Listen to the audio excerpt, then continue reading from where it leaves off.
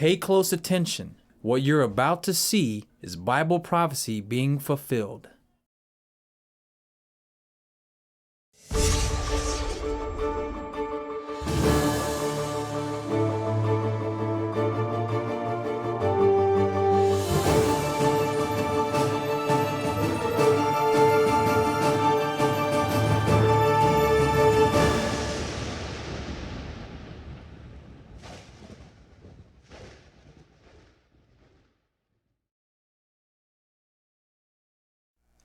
Welcome to another edition of YPN News, bringing you news as it relates to Bible prophecy and foretold by Yeshua Hawkins. We're going to talk a little bit about some of the things in today's broadcast. One thing that's kind of interesting and that scientists have recently come up with, and that is in regards to the millions and millions of blood transfusions that occur every year in the United States. And the problem with those is finding the right blood type to match the person who's the recipient of it. Well, they found a new way to convert blood so it can be a little bit more universal. It'll be interesting to find out where that resource comes from. Japan's prime minister also made a visit to Iran, and of course the Pope recently met with oil leaders. But first we're going to start off with blood transfusions, which save more than 4.5 million lives every year in the United States. Now could save more. Now, scientists have developed a groundbreaking new way to convert blood into a type that anybody can receive, that being the universal type O. Well, for years, scientists have looked to find ways to convert blood into type O negative, and they knew that a certain enzyme removed from sugars from blood could do the trick, but they could not find a safe way to do it. Well, researchers from the University of Columbia found an enzyme in the most unlikely of places of the gut. Now, scientists found that the human digestive tract has the same sugars found on blood cells. Now, it also has the same bacterial enzymes found in feces, which strip the sugars from the lining to aid digestion. Now, as a result, scientists were able to use this method to strip the blood from sugars more than any other enzyme. Interesting. Well, in Hong Kong, protesters came out in force while demonstrators blocked government buildings, preventing legislators from going to work, which was part of the goal for these protests. Well, protesters are concerned regarding a bill that would hand over control of Hong Kong to mainland China. Tiffany Chan, a Hong Kong protester, said that they believe that, referring to the protesters, they should do something less violent but more effective, because there was a lot of violence taking place during the protests, buildings being destroyed, people being injured as a result, and tear gas, of course, being sprayed on the protesters. Well, Hong Kong's chief executive, Carrie Lam, urged protesters to let legislators do their job to determine whether the bill is beneficial or not. Now, the bill proposes to extradite those committed of certain crimes to mainland China. Lam proposes to amend the bill to only include certain crimes like murder, but protesters aren't convinced. Now, protesters said that they will stay until the bill is scrapped, as their activities have already delayed legislators doing their job. Now, protesters are also backed by religious leaders and members of the business community, which might force Hong Kong to reconsider that decision. Interesting. Well, the country of Sudan is descending into chaos after months of peaceful protests that overthrew a 30-year reign of Omar al-Bashir. The military council, left to oversee a transition to civil rule, looks to be trying to seize control by arresting opposition members and killing more than 100 unarmed protesters and wounding hundreds. And that, of course, is all being done with the support of Egypt, the UAE, and Saudi Arabia. Recently, paramilitary forces opened fire with tear gas and whips indiscriminately at a sit-in in the heart of Khartoum. Well, eyewitnesses say that tents were set on fire, protesters were beaten and raped, and more than 40 bodies dumped into the Nile River. Also, there were pickup trucks mounted with rocket launchers that patrolled the streets of Khartoum, while protesters ran in fear, claiming they were going to kill them. Well, in this next short video, you'll see that Recently, on April 4th, 2019, a military strongman, Kalifa Hafter, ordered the self-proclaimed Libyan National Army to take over Libya's capital, Tripoli. Take a look at that and the effects of it.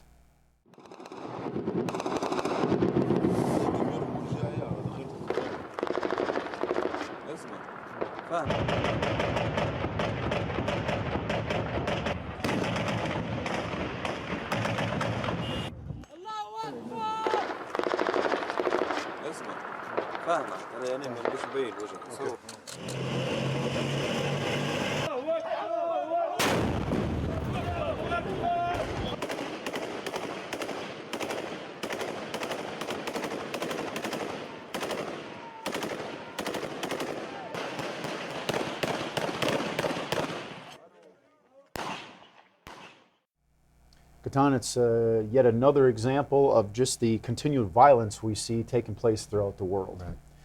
Well, the U.S. is boosting its military presence in Poland as part of a new deal by U.S. President Donald Trump.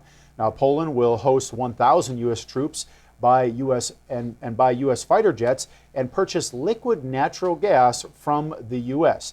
Now, for that, President Trump praised his Polish counterpart at a press hearing. He said that the U.S.-Polish alliance is a very special alliance. Now, the Polish president spoke of how the country will host basing for the 1,000 American troops, a bill for which Poland is going to have to pay. Well, now, there are currently 4,500 U.S. troops stationed in Poland on rotation, and Poland is wanting a permanent military base for U.S. troops, an idea proposed by Warsaw, who also, as Jeff just mentioned, is willing to foot the bill. Now, a base that they intended to name Fort Trump. So who are the Poles trying to defend themselves from? Well, the Polish president, Mr. Duda, said that Russia is always looking out to take our territory. Well, President Trump wrote, doesn't quite take that view, as he downplayed the idea that the Polish buildup was due to a Russian threat. Well, while the threat might be imagined, the money that Poland is offering to the U.S. is real. Poland is being encouraged to buy more than 30 F-35 jets.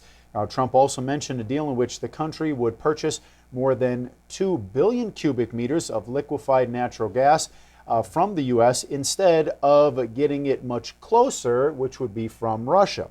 Now, former Pentagon security analyst Michael Maloof said that Trump will take money anywhere he can get it, and that putting an extra 1,000 troops will not alter the balance of power at all in the region.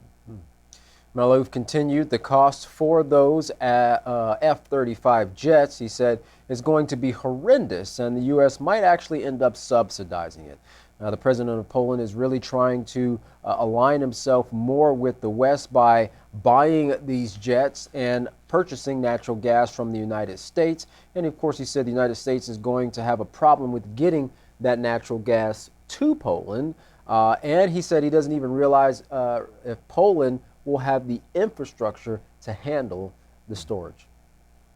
Well, we've talked a lot about the tensions escalating there between the U.S. and Turkey. Larry McGee has the details on how the Turkey purchasing the S-400 missile defense system from Russia is now a done deal. President Erdogan is saying that it's over. We've already done it. We're receiving this missile defense.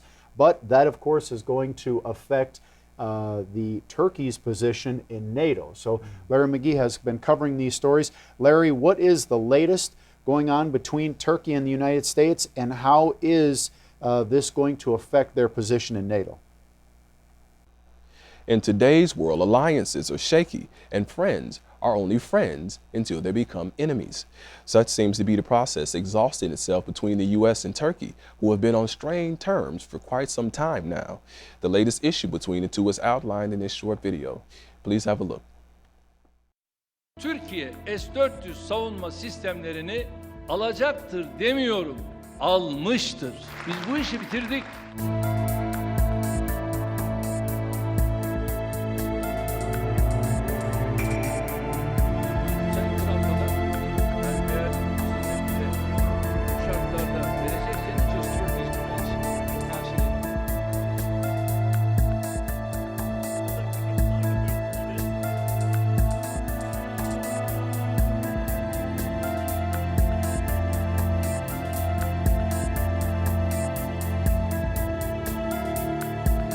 Bu sistem bir taarruz sistemi değildir. Bir savunma sistemidir. Ben ülkemi savunmak için gerekli tedbirleri almayacak mıyım? Along with this now, America has issued a July 31st deadline to Ankara to decide on which side of the fence they would like to play. America wants Turkey to pick a side, either purchase F-35 fighter jets, which means choosing America, or the S-400 missile system, which means choosing Russia. While nuzzling up with the competition might be America's biggest gripe, Turkey has complaints of its own, and one of them, in fact, is the same charge. The Turks consider the Kurds to be their mortal enemies. But despite that, America has been working closely with Kurdish groups in an effort to combat ISIS in Syria. Despite President Erdogan's thoughts and feelings concerning the matter, however, European analysts say that the Turkish leader will not be able to play both sides of the fence forever, with one foot in NATO and the other foot in Russia. Major war has been afoot in the Middle East for years, and not just any war, but the kind of war that could see all nations dragged into armed conflict. For understanding this fact, Japanese Prime Minister Shinzo Abe journeyed to Iran this past week to urge both Tehran and Washington to exercise restraint. One domino effect scenario that could ignite world war starting with the Middle East looks like this. There is major fighting in Yemen. Saudi Arabia is on one side, Iran is on the other. The U.S. is on the side of the Saudis. Russia supports Iran. The U.S. is a member of NATO. Russia and China have military cooperation, and so on and so forth. Another scenario is this. There is major fighting in Syria. Israel is on one side opposing the Syrian government. Iran is on the other side supporting it. America is on the side of Israel and opposing the Syrian government. Russia is on the side of Iran and supporting it. NATO supports America. China backs Russia, and so on and so forth. Looking at just that last scenario, there have been 6 serious incidents between Syria and Israel within the past 3 months, all of them being either Israel attempts to bomb Syria and succeeds, or Israel attempts to bomb somewhere in Syria and fails due to the Syrian government intercepting the missile. Former Pentagon official and Middle East specialist Michael Maloof stated in a recent interview with reporters that the conflict is definitely escalating. The analyst says that Israel's actions are certainly aggressive and also violate all UN resolutions. He contends that Israel's excuse is that they are attempting to strike Iranian installations in the country, but actually, he says, they are killing Syrian soldiers. An added danger is the presence of Russian soldiers in the country, because if one or some of them were to be killed in an attack, that would be a game changer. The region is being described as a powder keg and on the verge of a conflagration, one which Mr. Malou says any little episode or spark could start. For YPN News, I'm Larry McGee. Katan Jeff, back to you. Well, short and sweet, like Malou said, it's a powder keg ready to explode, and we're not seeing that peace being drawn any closer in that region. As tensions rise, it eventually is going to lead to that explosion of that powder keg in, sad to say, nuclear war. Well, 2 more oil tankers were attacked in the Gulf of Oman this week, and the U.S. says Iran is to blame. The tankers were near Iranian waters when one suddenly experienced 3 explosions. The crew abandoned their ship, leaving it to burn for several hours. The second tanker experienced 2 explosions, and upon finding one in an exploded mine attached to their vessel, the second crew also abandoned their ship. Well, after the crew had left the ship, it is alleged an Iranian patrol boat came up alongside the tanker and removed the undetonated mine, in effect stealing the evidence. Now, all of this took place under the watchful eye of the U.S., who was also recording it. Now, this comes just 1 month after more tankers had been attacked. Well, as we've reported in the past, the Strait of Hormuz, which is near the attack where it took place, is known as a gateway for 1/3 of the world's crude oil. Now, while the U.S. military said it has no interest in engaging in a new conflict, they are ready to defend U.S. interests. Secretary of State Mike Pompeo insists Iran is to blame for the attacks. Now, in a statement, Pompeo said, "It is the assessment of the United States government that the Islamic Republic of Iran is responsible for the attacks that occurred in the Gulf of Oman today." Now, the secretary also said that the attack was an insult on the Japanese government. Now, as Larry McGee had mentioned, Japan's Prime Minister Shinzo Abe was visiting the Ayatollah Khomeini the same day the attacks took place in hopes of helping relations between Washington and Tehran.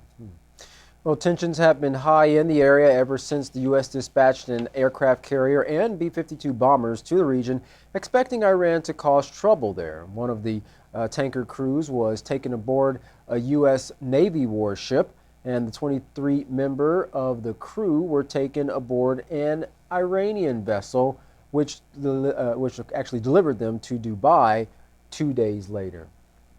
Well, while the U.S. and Iran were dealing with oil tankers on fire, the Pope was meeting with leaders from oil companies around the world. Now, companies such as Shell, Chevron, Exxon, Mobil, and BP pledged to support, quote, economically meaningful, unquote, carbon pricing regimes. Now, this came after Pope Francis made a personal appeal to avoid, quote, perpetrating a brutal act of injustice, unquote, against the poor and future generations. Now, he also noted that our children and grandchildren are about to inherit a world in ruins. And although I'm not sure about the previous statement, but that statement certainly seems to be truthful, that you're going to have a world in ruins here pretty soon if nothing is done to change it. That's for sure. Well, in response, the CEOs shared their plans for how they could transition to produce cleaner emissions to help stop climate change without harming developing countries' growth or employment to their industry. Of course, in business, the main goal is not to negatively affect their bottom line, but Pope Francis made clear his agenda, stating, "The current ecological crisis, especially climate change, threatens the very future of the human race, and I'm not exaggerating." Well, the Pope referred to scientific data that says the Earth's temperature will increase 2.5 degrees Fahrenheit over the next 10 years if something isn't done to stop it. Now, he warned them that that will be the consequence if the Paris Agreement is not put back into action. Of course, remember, that was his the climate change there that he wanted to push forward, that Paris Agreement there. So he's saying, look, if we don't implement this plan, then this is what's going to be the consequence. Now, the Pope implored them to take the first steps. Now, the Pope's next noteworthy meeting is with President Vladimir Putin. That is set for July 4th and will be the third time the two leaders have met. Of course, everyone is wondering if Putin will keep the Holy See waiting as he has in times past. His first meeting in 2013 with the Pope, he was 50 minutes late due to protesters outside his hotel, and in 2015, he arrived over an hour late. Well, the two leaders are expected to discuss the forgotten war in Ukraine, as well as the Middle East situation, particularly the Syrian crisis, which Russia has taken a major role in. Now, Putin's meeting comes just one day before Pope Francis meets with the major archbishop of the Ukrainian Greek Catholic Church and the Permanent Synod. The Pope has also called them to Rome to talk about the war in Ukraine. Now, as we've reported in the past, Ukraine forces are fighting against pro-Russian separatists who are supported by Moscow. Since 2014, the fighting there has claimed the lives of more than 10,000 people. Well, although this will be Putin's third meeting with Pope Francis, it will be the first time they talk after the Pope met with the Patriarch of Moscow, Kirill, in Cuba back in February of 2016. Now, that was a historic meeting which marked a new beginning for the two churches after almost 1,000 years of not recognizing each other. Of course, the Russian Orthodox Church is the largest church in Russia, estimated to have over 90 million followers. American mainstream media often doesn't let us hear much of what President Putin has to say, and when they do, it's oftentimes a bit filtered for our ears. Well, recently, Rick Sanchez, a journalist for RT News, pushed for an uncensored clip of the Russian president to be aired for an American audience to get a sense of what he truly thinks about the state of our world and why he believes we need nuclear proliferation in order for survival of the planet. Let's take a look at this next video. If we do not keep this fiery serpent under control, if we let it out of the bottle, God forbid, this could lead to a global catastrophe. If we do not keep this fiery serpent under control, if we let it out of the bottle, God forbid, this could lead to a global catastrophe. Look, today everyone is addressing environmental issues. And they are right to do so, because there are threats such as climate change, anthropogenic emissions, and so on. All this is correct. Even children are engaged in this. Girls and boys all over the world. But they do not realize. These young people, especially teenagers and children, they are not aware of the global threat and serious challenge posed by possible global conflicts. This is something adult men and women should think about. However, I get the impression that these issues have somehow become commonplace and have kind of been shifted to the background. This raises natural concerns.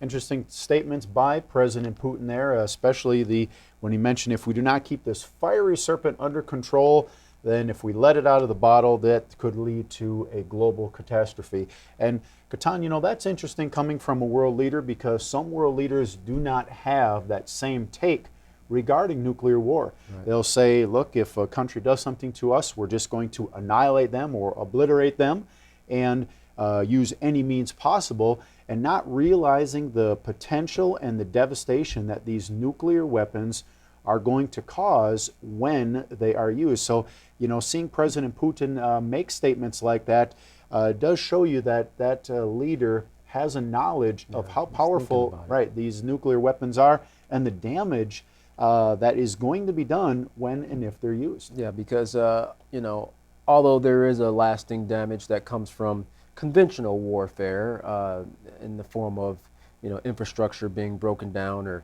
you know, people being injured or in some cases killed, with nuclear weapons you have all of that, and then you have the lingering effects of the radioactive activity from the fallout that affects everything from human, animal, and plant that you have to deal with. So it's something that's not just going to go away after the explosion subsides, and that's something that was brought out in that TAPS report with the scientists that got together with that, and there were also some Russian scientists that are aware. So our leaders are aware of the effects of these things. It's just really they're itching to move closer to that instead of finding a solution that where we don't have to move to that next phase of fighting, but instead ensure a future for the next generation. Right, and it's you know, we can see that although some may want to exercise self-control, if someone else starts it or initiates it, it's kind of, well, what do you do then? Right. You know, and as President Putin had said in the past, that Russians are going to go to heaven, and those that use nuclear weapons against us are going to go to hell, because, you know, we're not going to be the ones that initiate a nuclear attack. So it is great to see the self-control coming from a leader. Well, if you'd like to learn more about these stories and others, you can contact the House of Yahweh, and when you do, don't forget to request your free copy of the Prophetic Word magazine and monthly newsletter. Here's how. To contact the House of Yahweh, you can write them at the House of Yahweh, P.O. Box 2498, Abilene, Texas 79604. You can also call them at 1-800-613-9494, and visit them on any other websites by going to yahweh.com, israelhawkins.com, or yahwehsbranch.com. You can also visit our website by going to ypnnews.com. You can email the House of Yahweh at info@yahweh.com, and for all calls outside the United States, please call the number on your screen. And of course, as we mentioned before, don't forget the Yisrael Says and Ask Yisrael programs, which are online free 24 hours a day, 7 days a week. And you can find those by going to yisraelsays.com and askyisrael.com. Well, when nuclear war does break out, it can leave someone feeling very hopeless, but there is something you can do. Stay tuned, listen closely. Yisrael Hawkins gives you the answer in the message coming up. From all of us here at YPN News, I'm Jeffrey Heimerman. And I'm Katan Alexander. Thanks for watching.